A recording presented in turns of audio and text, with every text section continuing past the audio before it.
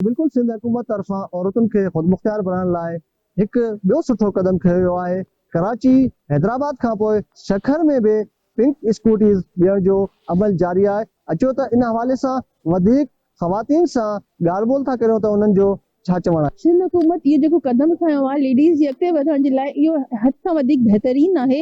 इन इनिशिएटिव जे लाइ, सिंध जे इनिशिएटिव जे करे असांखे उहे फैसिलिटीज़ हाणे मुहैया कयूं वेंदियूं जंहिंजे करे असां पाण अकेले ॿाहिरि वञी सघूं था। मतिलबु अगरि पंधु वधीक आहे त असांखे पंहिंजे हस्बैंड जो वेट न करिणो पवंदो त राह जो अचनि पोइ असांखे वठी वञनि।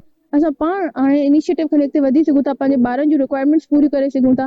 असांजे लाइ इहो बहितरीन स्टेप खयो वियो आहे सिंध जी तरफ़ खां, जंहिंजे करे असां खुदमुख्तियार थी करे हाणे अॻिते अञा प्रोग्रेस करे सघूं था, अञा सक्सेस ते वञी सघूं था।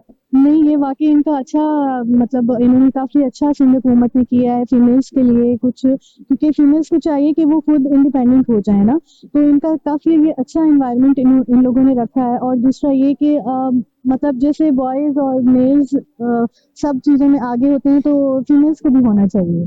तो काफ़ी अच्छा सिंध हुकूमत ने ये स्टेप लिया है, मज़ीद ऐसे स्टेप्स उनको लेने चाहिए।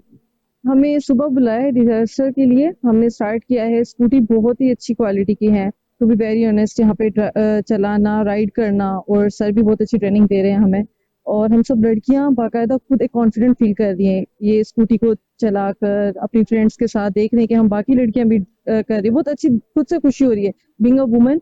हमें एक औरत होते हुए किसी और औरत को ऐसे इंडिपेंडेंटली काम करना, ये सब बहुत देख के बहुत अच्छा लग रहा है।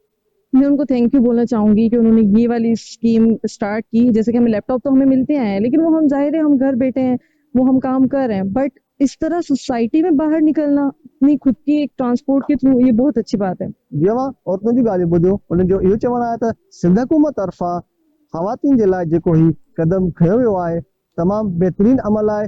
हिन अमल सां औरतूं जेको आहिनि ख़ुदमुख्तियार बणिजी पंहिंजा कमकार पाण करे सघनि थियूं। कैमरामैन टीम सां गॾु फज़लुर रहमान भुट्टो, धरती टीवी न्यूज़, शखर।